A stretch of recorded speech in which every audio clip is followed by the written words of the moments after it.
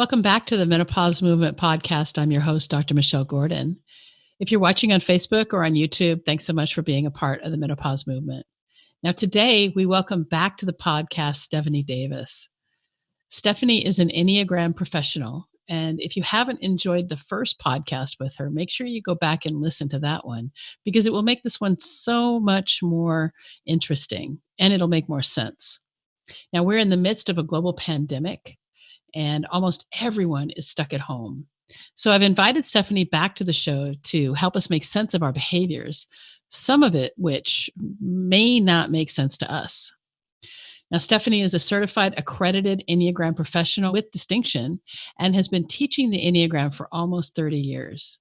She's also educated in psychology, business systems theory, and certified as a master trainer of NLP and in core transformation, neurooptimal, Reiki, matrix energetics, mandala assessment, and metaphors of movement.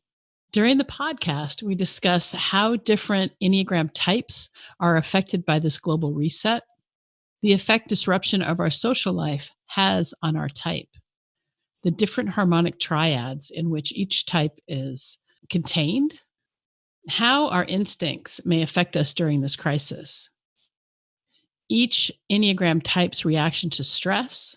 So if you don't know your Enneagram type, make sure you visit drmichelle.gordon.com/podcasts for the link to Enneagram assessment. And that podcast was way back, I think, in July of 2019. And so you may have to click more on the website. However, we'll definitely hook it up in the show notes. Also, join our Facebook group called Menopause Movement. And all you have to do is search for groups. And we'll also make sure that there's a link in the show notes. You can join our community. It's a private Facebook community, so you actually may not be able to search for it. But if you put in facebook.com/groups and then another /menopause movement, you should be able to see it and then request access. And tell the community your Enneagram type and how you're reacting to this change in status quo. Now, at the end of the episode, make sure you visit drmichelle.gordon.com/podcasts, where you can find the show notes, plus the links to the books and resources mentioned in the episode. And if you enjoy the episode, make sure you subscribe to the podcast so you're always the first to know when each episode is released. You can subscribe on Apple Podcasts or wherever you get your podcasts. And thank you for all of the 5-star reviews. And if you haven't left a review yet, please take the time to review the podcast. This helps more women find it and get the help they need during the disruption of menopause. No one should have to go through it alone. Further, we've also created a free training to help our podcast listeners go from misery, and that's the hot, sweaty, sleepless nights, irritable, low mood, feeling like an alien has beamed down and taken control of your body, piling on the weight and looking pregnant, or feeling like managing your menopause is a full-time job, to mate, not bothered by symptoms, happy and content with life, even dropping weight and fitting into your pre-menopause clothes, among other things.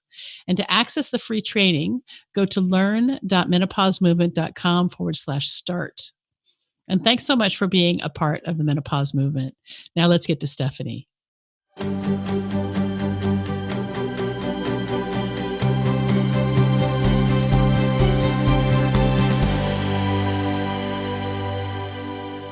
Welcome back to the Menopause Movement podcast. I'm so excited to have you here again. Your podcast on the Enneagram is in the top 10 of all the downloads. And it's the longest one that we have, and people are still downloading it and really seem to enjoy it. And so, I wanted to, we're recording today. It's April 3rd. I would say 3 weeks into the coronavirus pandemic in the US, with everything being shut down, people being stuck at home. And the purpose of this podcast was to just kind of get an idea of what we can expect from the different types as we're stuck at home with them. Right. Well, thank you. I'm glad to be back and always happy to talk about the Enneagram.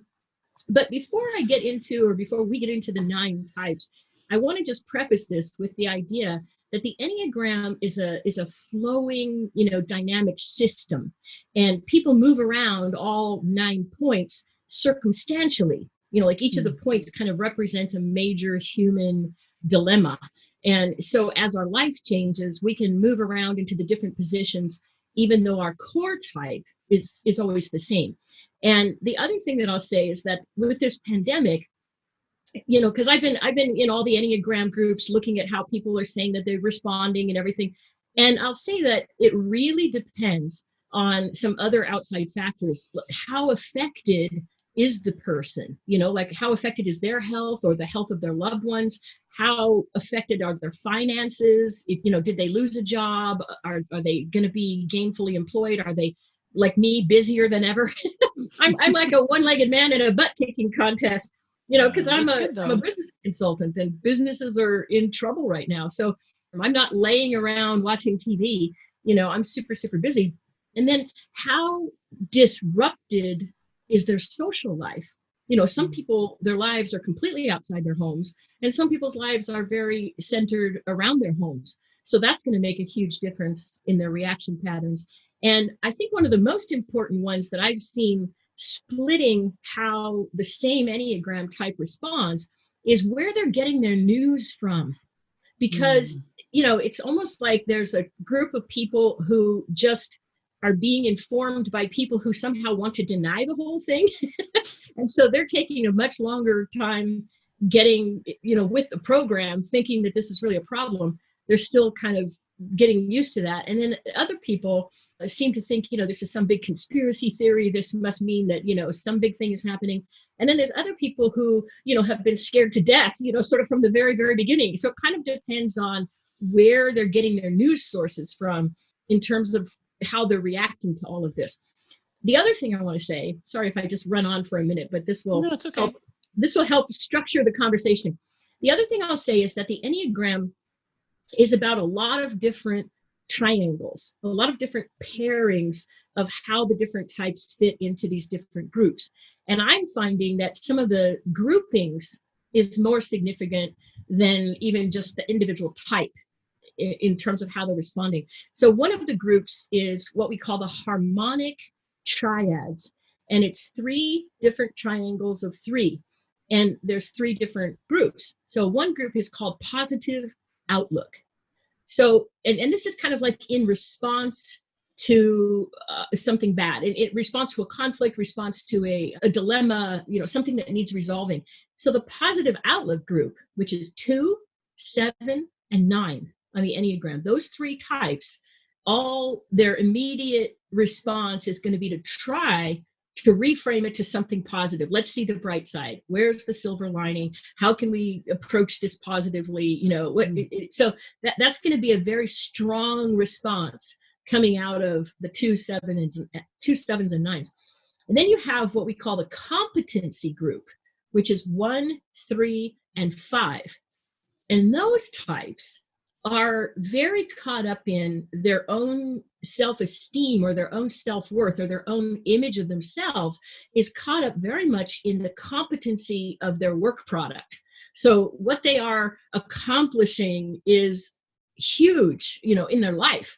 And so again, depending on those other variables I just discussed, this could be affecting them in a very, very different way. So the 1s, 3s, and 5s, can they still be competent right now is going to be a huge piece for them. Yeah. And then the last triad is the emotional realness group. And that is 4, 6, and 8.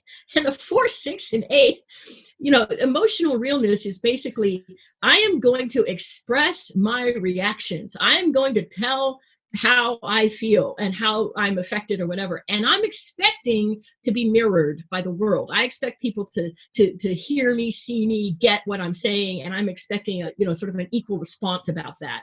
And so again, I would say in general, I see a lot of this on Facebook and stuff like that, where people are, they're trying to express and they want people to, come in and sort of ratify that position. And so you see a lot of that really coming out during this time. The other thing, well, I just want to say as an 8, just because, I'm an 8 with a 1, I'm a perfectionistic 8. Right.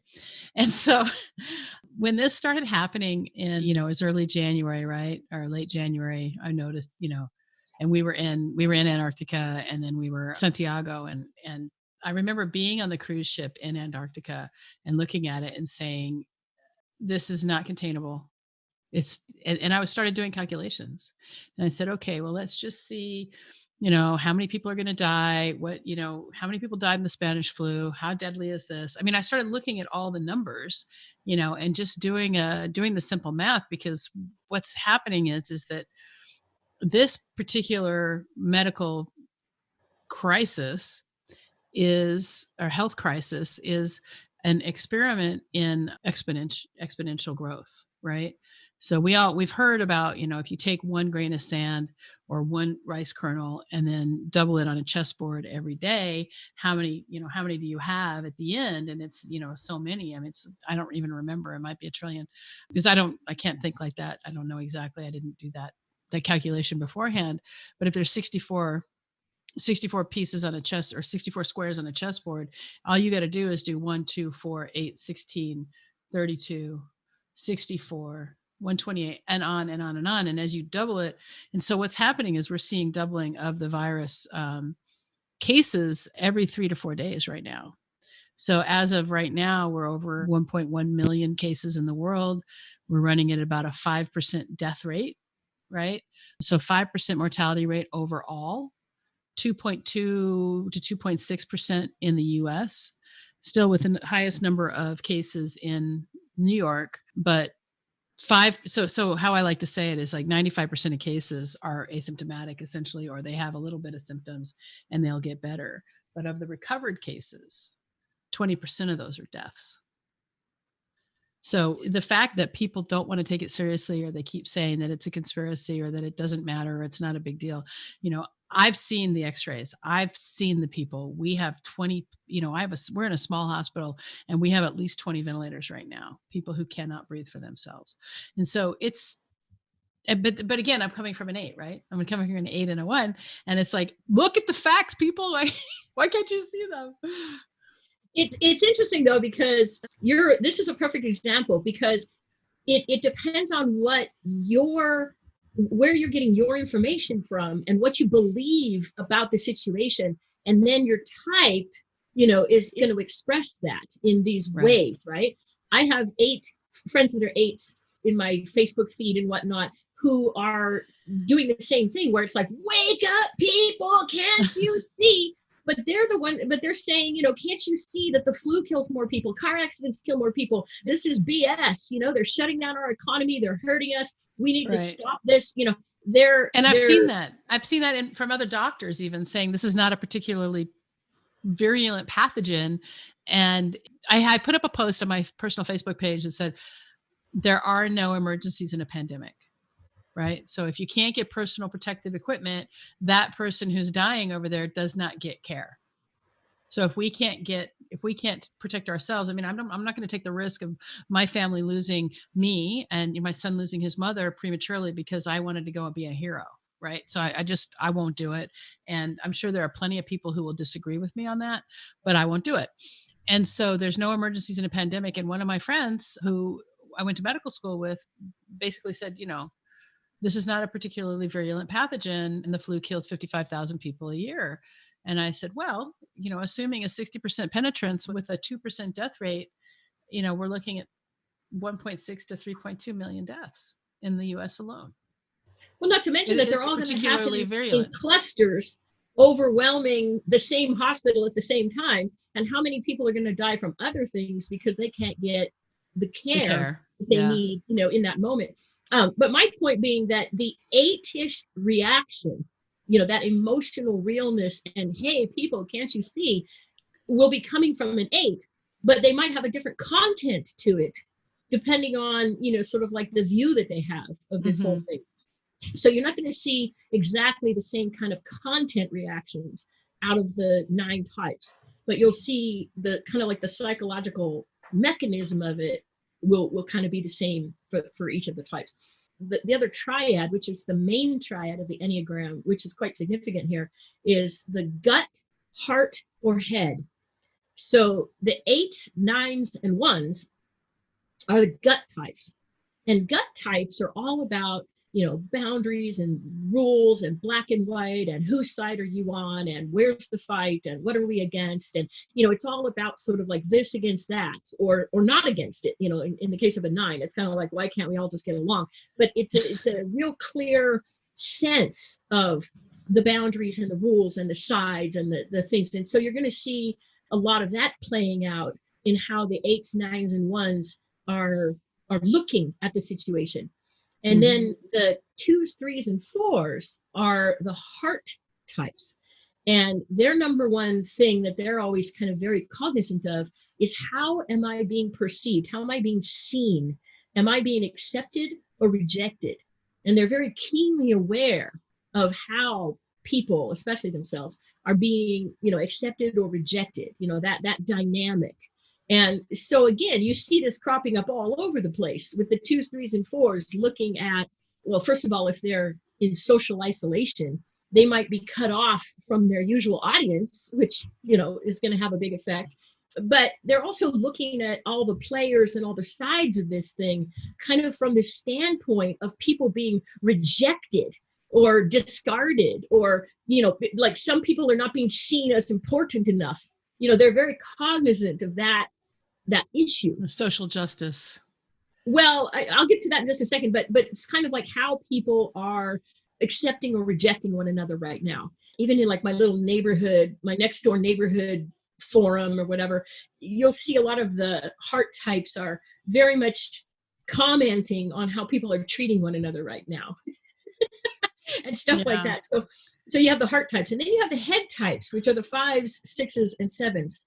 And the number one thing that they are constantly aware of is, I would almost want to say, danger. It's like, what do we need to figure out in order to survive? How do we understand this? And how do we make sure we're going to survive out of this? Those are very key issues for head types in anything. So you can imagine how much they're reacting to this pandemic with their heads. They want to know and learn and figure it out, and they want information to somehow be very, very important in this whole thing. So that's another sort of distinction happening with the types. And then probably the most significant isn't in triangles on the Enneagram, but it's within each of us. A very, very important part of the Enneagram is what we call the subtypes, or the instincts. And so for every type, like you could have a type 1 person, but they could have a different stacking of the instincts. So the instincts are self-preservation. These are just human instincts. Self-preservation, I've got to survive. Then you've got social. I've got to, I've got to get along in the herd. And then you have the sexual, which is, I need to transmit, I need to pass on I need to live forever. I need to procreate, kind of a concept. And it's also the obvious, I want one person to be, sort of like mated to me for life, or, I want to hook one person and have a very deep, personal one-on-one interchange kind of a thing. Those various things fall under that category of sexual. So each of the types has 3 different subtypes, and we definitely don't have time to get into the 27 types on this podcast. But I'll just give you an example with the 1, because in Spanish, you don't even have to understand Spanish. This makes a whole lot of sense. I love the Spanish words for this. So for the 1, a self-preservation 1, somebody whose highest instinct is self-preservation, is going to be what they call a perfeccionista, perfectionist. They're going to want things to be perfect. So this is the stereotypical one who will fix the picture frame and, looking at all, making sure all the I's are dotted and the T's are crossed, and, like they can actually be. I do that. Perfectionistic, right? I fix picture frames. I reload the dishwasher. So they can actually have an anxiety around things being perfect, right? That's the self-preservation aspect of 1. The social aspect of 1 is perfect. So instead of perfectionista, it's perfect. It's an internal, I need to be the perfect specimen of a role model, doing the right things. They got the little slave driver on the back, and they want to be the perfect role model of a human in their job or whatever. They're as a father, as a mother, as a worker. And so it's not so much an external, they might have a completely messy house. Their picture frames might all be off, cattywampus, but they themselves, they've put all that reforming, perfecting energy onto making themselves as perfect as they can be. And then the sexual instinct of one is perfectador. And Perfectador. so that's what we have this comment of the reformer. They want the world to change. They want the world to fix itself. They want people to shape up or ship out. They want, they want, change in others and in the world. And they have a lot more passion and energy for that. All the sexual types are a little bit more passionate. They've got fire in their eyes, and they've got they have more of an energetic passion than the other two. So, but that plays out in all 9 types. All 9 types have a very different expression of their type based on their instinct. So I'm not going to cover that today, but I will say that I think even more significant than the Enneagram type itself is whether someone has a high self-preservation, a high social, or a high sexual in how they're dealing with this pandemic. So obviously self-preservation, they're hoarding all the toilet paper, and they're stocking their pantry, and they're doing everything they can. So regardless of their type, they are very cognizant and very aware of preserving themselves and their kith and their kin, right? And then you have the social types who are really thrown for a loop here because they usually are very aware of groups. They like groups. They're very oriented toward people in terms of teams and groups and hierarchies and whatnot. And, our social world has been blown to smithereens. So the socials, I think, are in quite a frenzy. And then, of course, the sexual, it depends on whether you have that perfect soulmate person or something, right? Quarantined in your home with you, I guess, on whether you're getting that need met.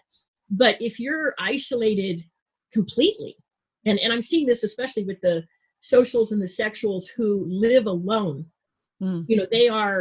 their whole world is topsy-turvy right now because they can't get either of those two needs met.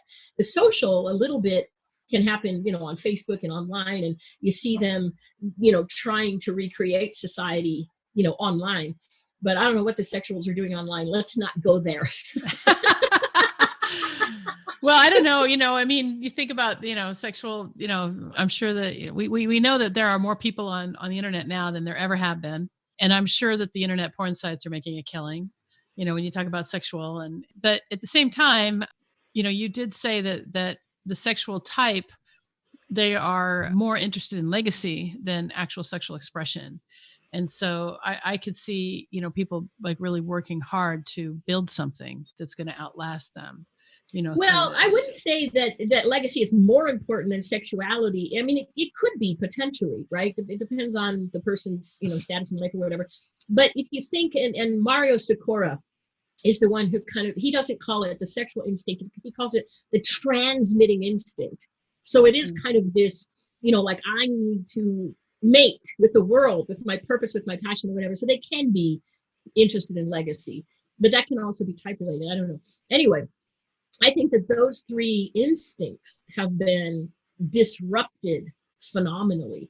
And then there's one last thing I want to say before I literally go through the types. And that is, in the Enneagram, the symbol has these lines that, if it's depicted correctly, the lines actually have little arrows on them. And those little arrows are showing you the direction of movement. And there's actually 2 different directions. One is with the arrows, the other one is against the arrows.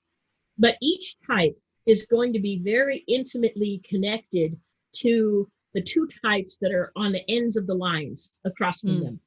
And historically, in the earlier Enneagram books, it was depicted as one of the directions was what they would call stress or disintegration. So it's kind of like when you're going down, then you're going to go to that number. And when you're positive, when you're in flow, when you're in your security state, you're going to go to this other number. So now they have debunked that being absolute, meaning it's not definite that you're going to go this way when you're going down and this way when you're going up. but there's still a pretty strong statistical sort of significance to that. And you can really go to either one of them in stress or flow, but you do tend to pick up the negative characteristics of what's typically called your stress point or your disintegration point. And you can pick up the higher side of, what would be your integration or your flow point.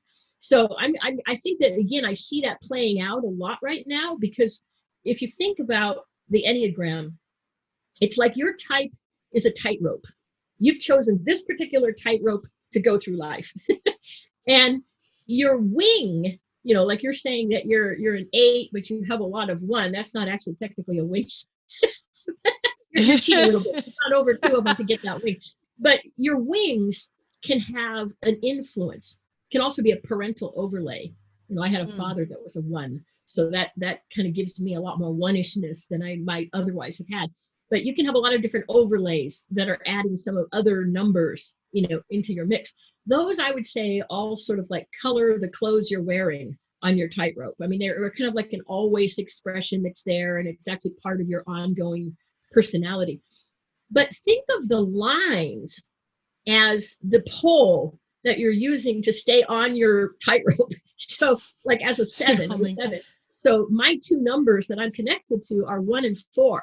So as I'm trying to do 7 to the best of my ability, I'm going to tip over to 1, and I'm going to tip over to 4, and I'm going to tip over to 1, I'm going to tip over to 4, and I'm constantly going to be using sort of like 1 and 4 in order to keep trying to do my 7 thing.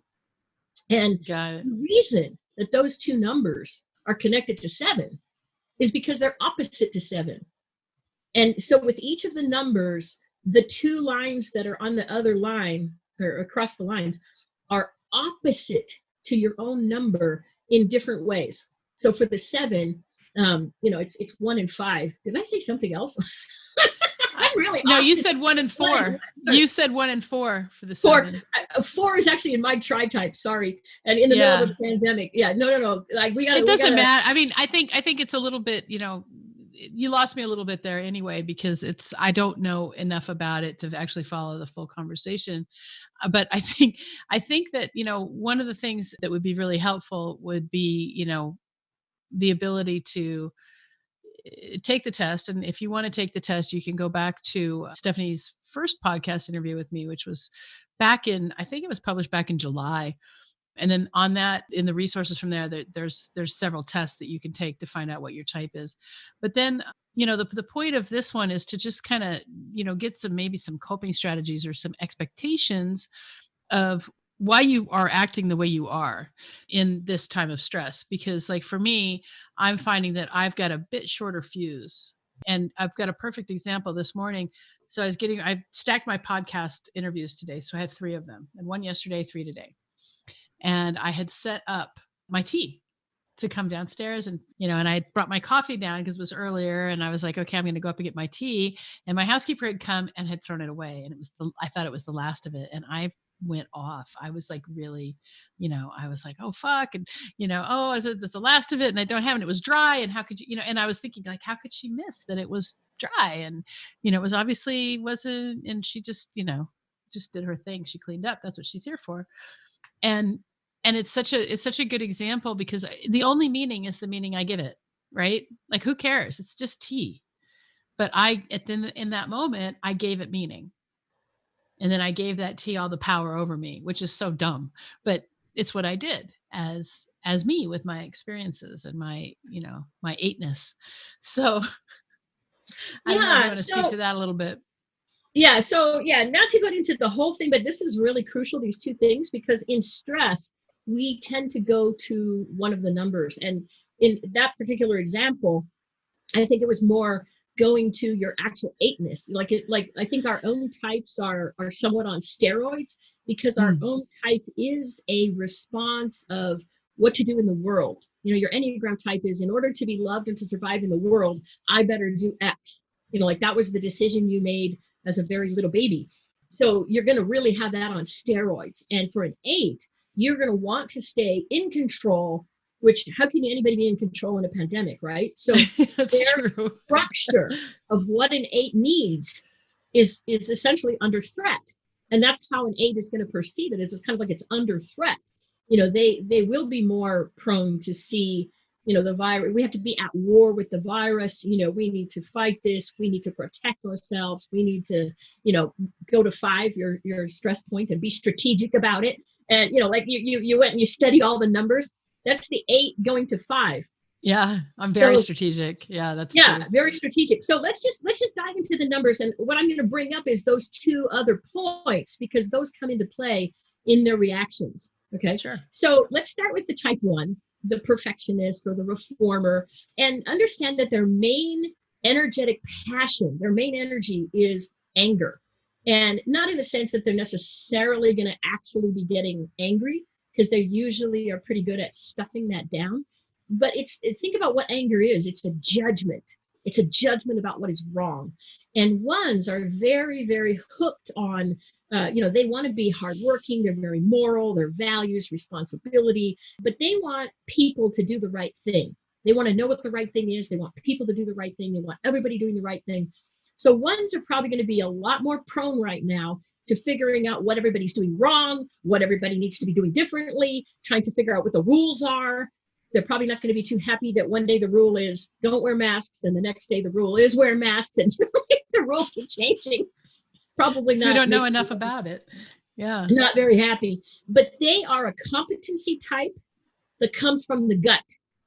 And the 2 opposite numbers for them are going to be the 4 and the 7. So for the 4, they could, depending on all those other variables we talked about, how this is affecting them, they could sink into depression, because 1 goes to 4 very statistically significantly under stress, or, when things are getting bad.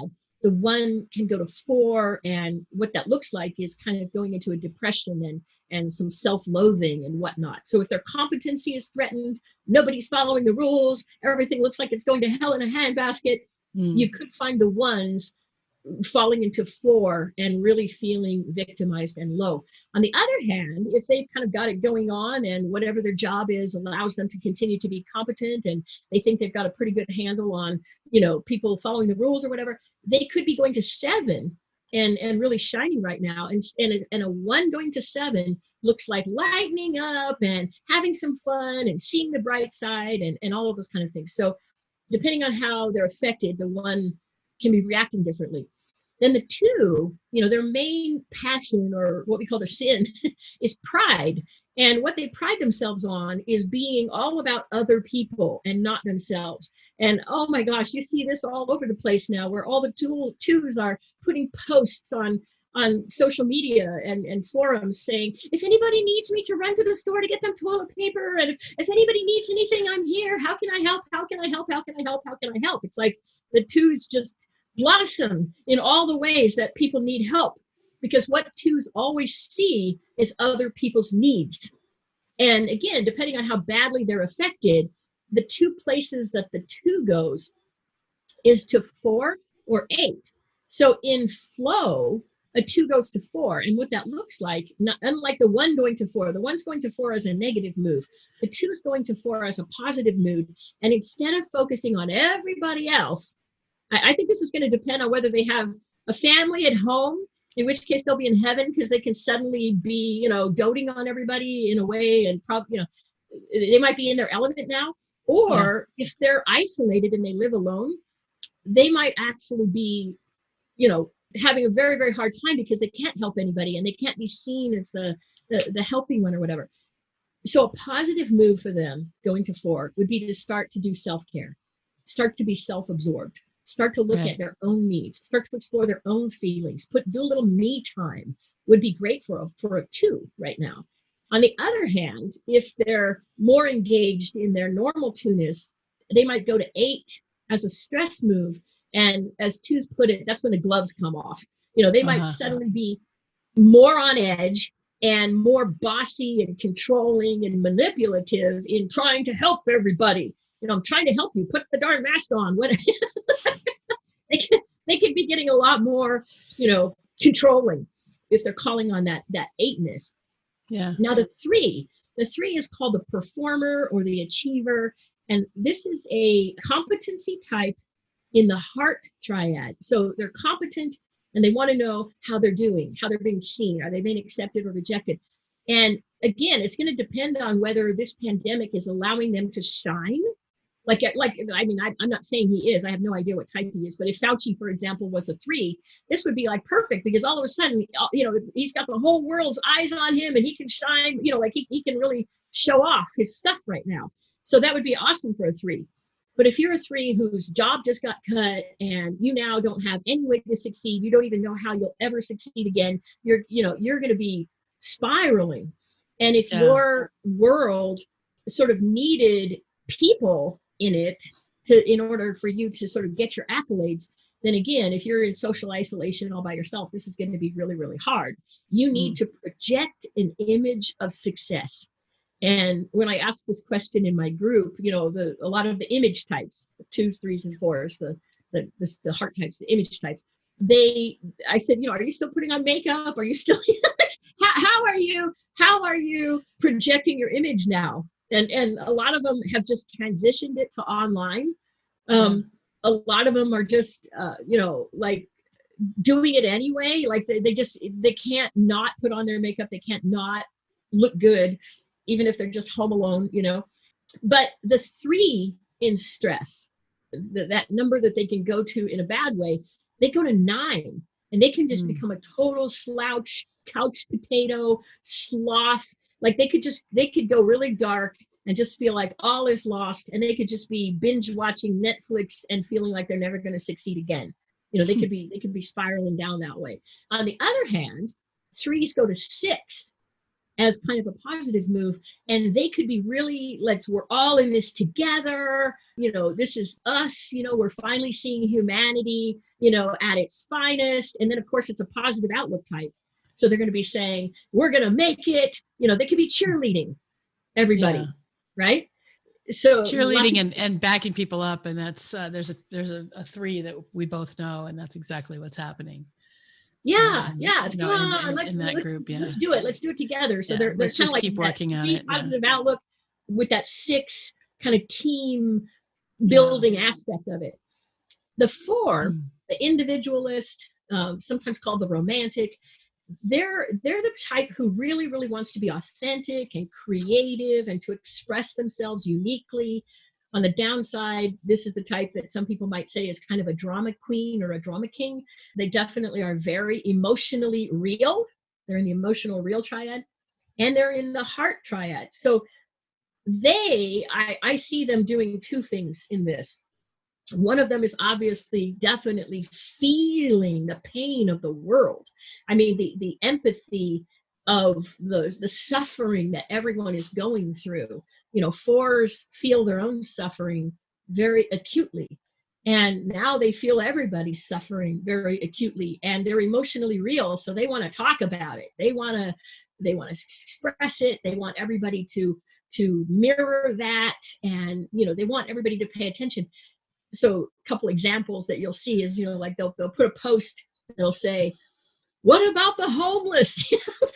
And I mean, any of us could put that post up, but it's kind of like, the pain of it. Like, what about those people, those downtrodden, lots of people could post that for different reasons. But the 4s are going to be focusing on their suffering, the suffering of these different people. They'll be focusing on the fact that people are going to be dying alone now, and no funerals, like they're going to be struck by the horror of it all in a very emotionally painful way.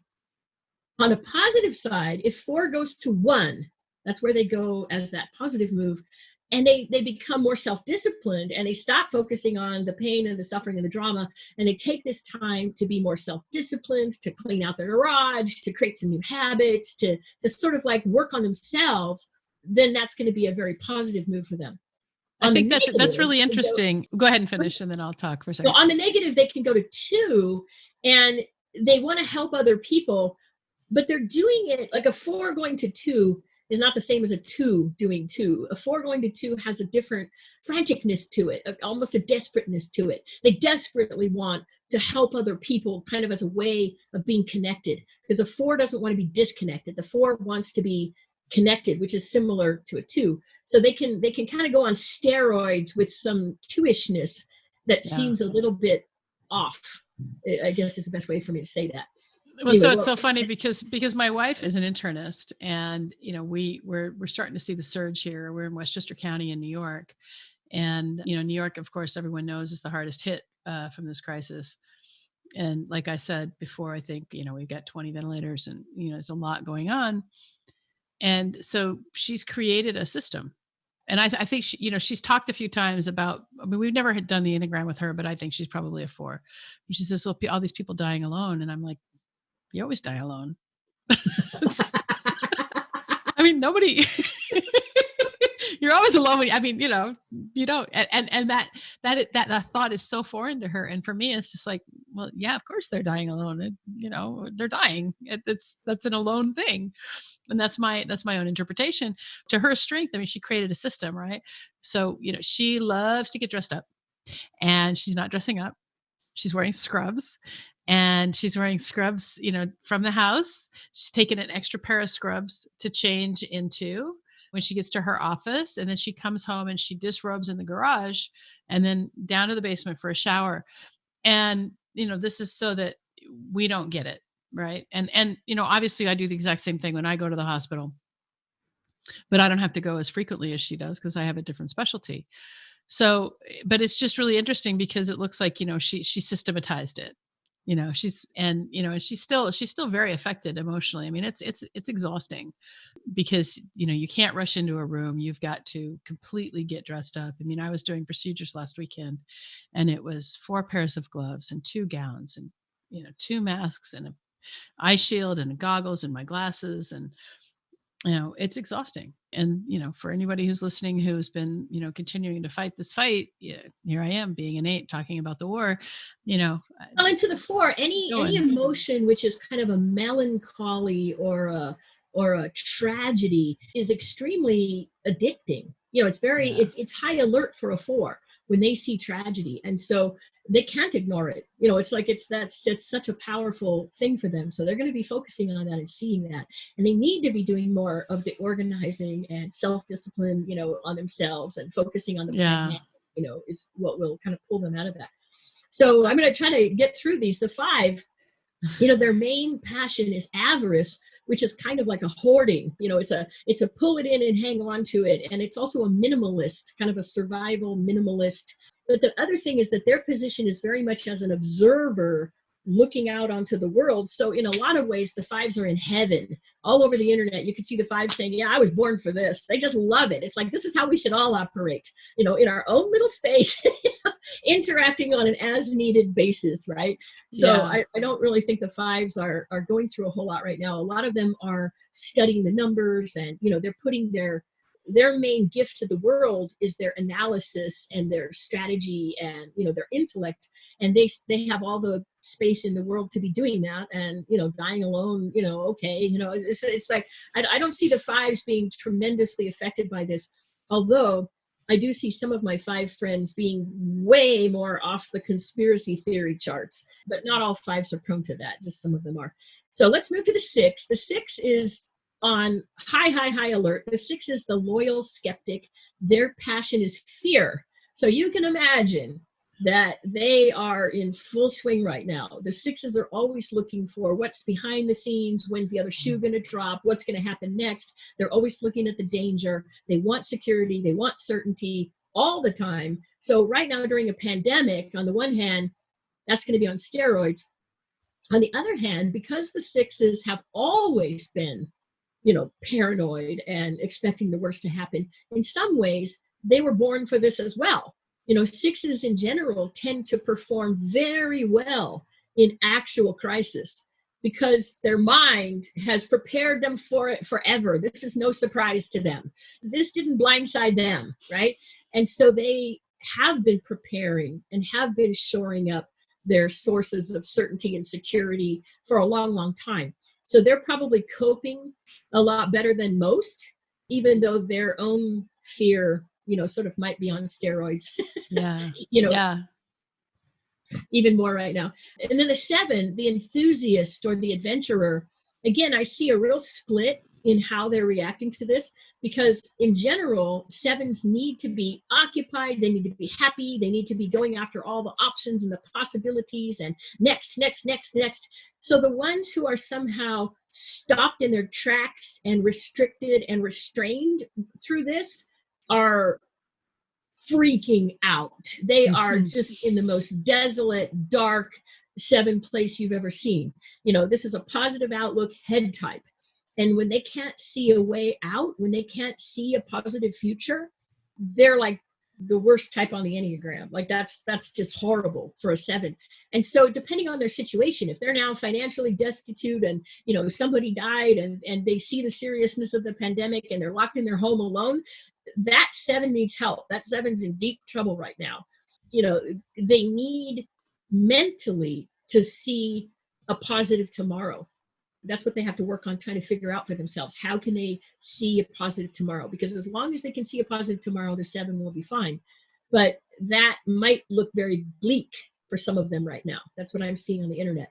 On the other hand, you see these sevens who aren't necessarily, their self-preservation is not at threat right now, but they don't like the restriction of being home.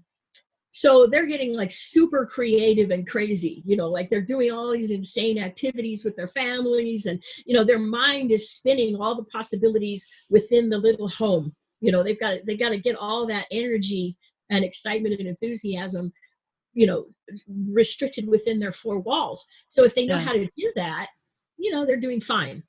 Very different reaction to things. Now the 8, the asserter, the challenger, the protector, the main passion, the 7's sin is gluttony. So they might hoard, but not out of fear or kind of like avarice, but more like they don't want to be deprived. So they're going to want to make sure that they have whatever they need to not be deprived. But the 8, the sin is lust.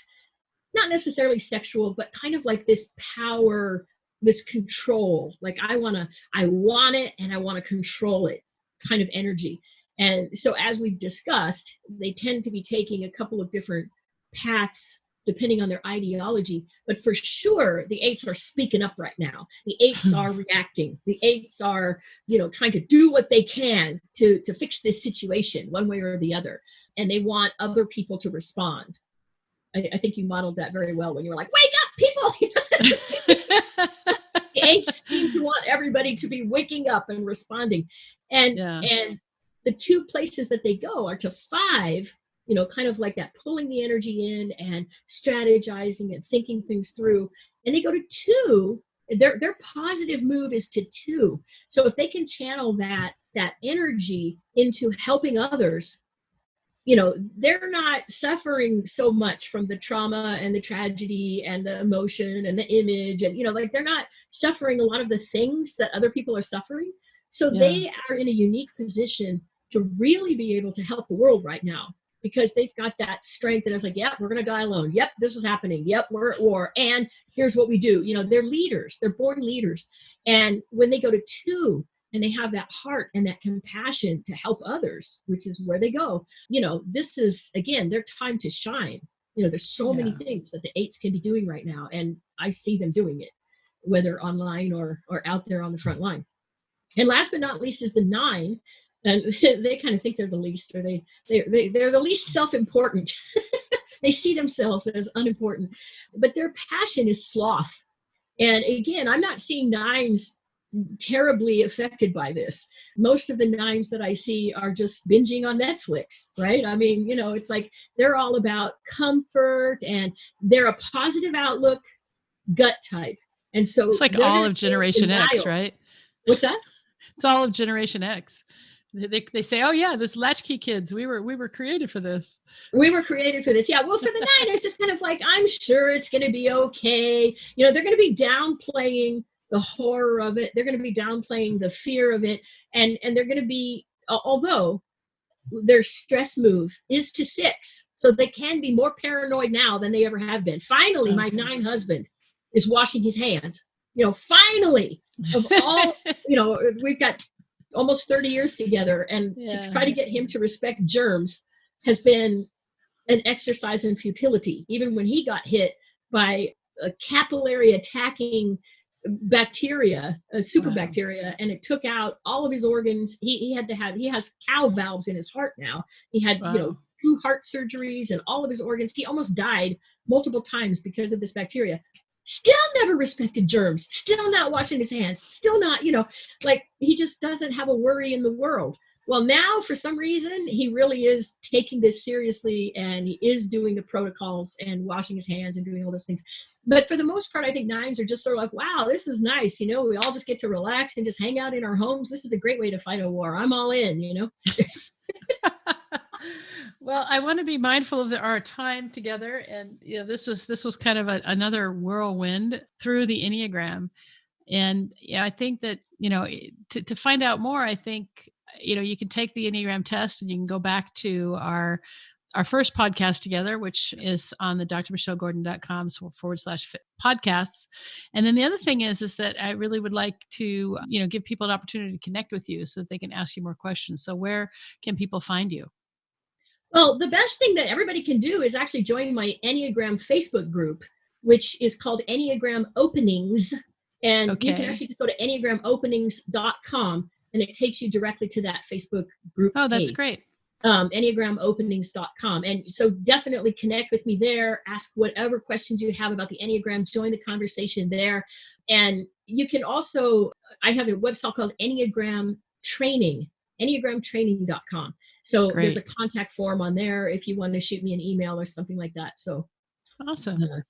Join the All right. conversation. Well, hey, thanks so much for coming onto the podcast again. It's been great having you. And it's always so much fun to have this kind of self-discovery, about the fact that I do what I do is probably because that's what I do, because of my type, which is, I don't feel like I have to. Yeah, it's all kind of about how exactly does your particular, Rube Goldberg machine work, like which of the types are dominant, and then you've got the instincts, and you've got the triads, you've got all these different dynamics. And I see them all at play right now in this pandemic. Sure. It's pretty interesting. Yeah. All right. Well, Stephanie, thank you so much for coming on to the Menopause Movement Michelle. podcast You stay again. Safe. You too. Fight the fight. Stay safe. Will do. All right. Bye. Thanks for listening to this episode of the Menopause Movement podcast. I'm your host, Dr. Michelle Gordon, and I wanted to take a moment to share what one of our community members has achieved since she's been working with me. Amanda has had an amazing transformation. Amanda was struggling with joint pain, hot flashes, forgetfulness, sleeplessness, weight gain, and an angry mood. In addition, she lost her confidence and self-worth as menopause crept up on her. Since joining the Menopause Movement membership, Amanda's quality of life has improved in ways no one could have predicted. She has truly transcended the symptoms of menopause and is now living her best life. This is what I want for everyone in the community. Take a listen to Amanda's story. I just want to show you what's possible when you join the community and do the work. Transcendence is available for you, too. Now, here's Amanda. Hi, my name is Amanda. I am 54 years old and I live in the UK. At this moment in time, I'm in a fairly good place in my life. Recently, I've lost 18 pounds and I feel healthier and more content than I have done in a long time. However, it hasn't always been this way. Back in October 2011, I had an accident which resulted in a serious injury and surgery and subsequently changed my life forever. And over the next few years during my recovery, menopause crept up on me, but I didn't realise what was happening straight away. I started suffering from more joint pain. I went from always being cold to feeling like I was going to internally combust several times a day. I was getting really forgetful, my sleep pattern was terrible, I piled the weight on and looked pregnant, and I felt angry all the time. When things were at their worst, I felt incredibly alone and very down. I lost my confidence and self-worth, and I felt completely misunderstood and confused about what was happening to me.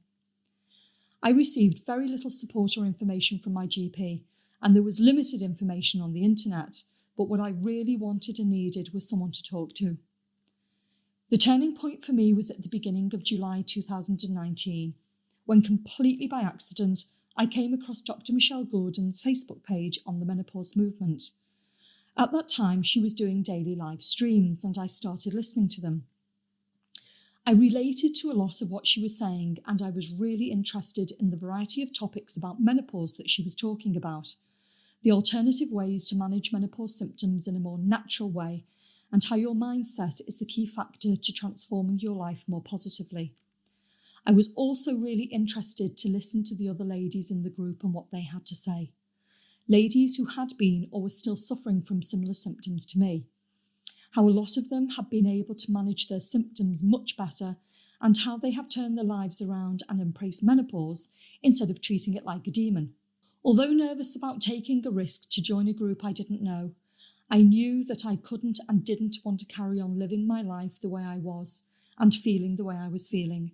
So I made a decision that I too wanted to learn more about menopause, how to manage my symptoms better, and most importantly, learn more about my mindset and the fact that I needed help with changing my outlook on life in order for me to get it back. Life is nowhere near perfect, and some days I still have my struggles.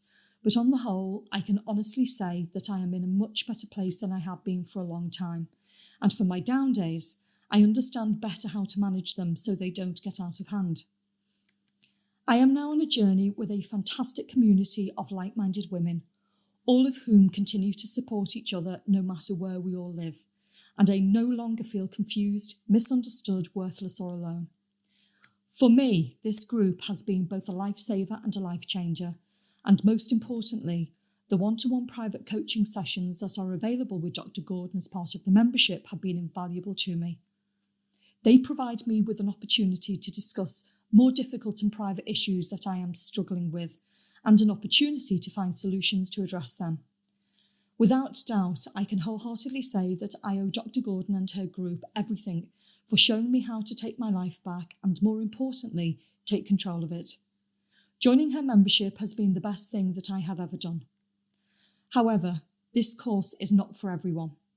If you're looking for a quick fix that doesn't cost you any time, money, or effort, then this is not the group for you. But if you're in a similar situation to how I was not that long ago, feeling desperate and at the end of your tether, but are willing to invest in your own future happiness and peace of mind, but are unsure as to what to do, ask questions and talk to Dr. Gordon. And if you choose to take that leap of faith, you won't regret it, because who wouldn't want to take their life back if they had the chance? If you are feeling like Amanda, you're not alone. There is help for you in the Menopause Movement membership. I want to help you transcend your symptoms and live your best life. To discover how you can become a part of this life-changing community, go to menopausemovement.com.